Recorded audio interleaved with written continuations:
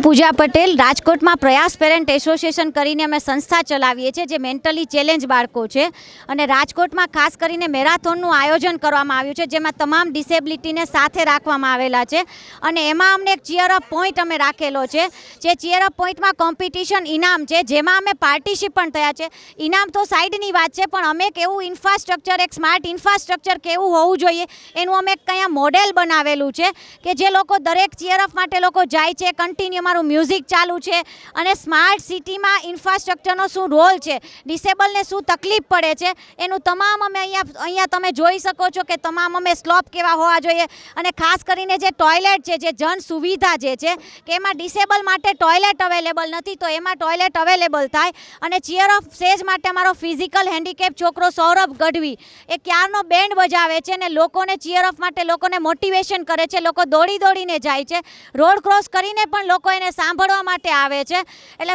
એક physical handicap હોય કે દિવ્યાંગ વ્યક્તિ હોય એ ઘણું બધું કરી શકે છે એ અમારો સૌરભ ગઢવી અહીંયા પ્રૂવ કરે છે. Thank you so much Rajkot marathon કે અમારા દિવ્યાંગ બાળકોને પાર્ટિસિપન્ટ થવા મળ્યું. Thank you so much.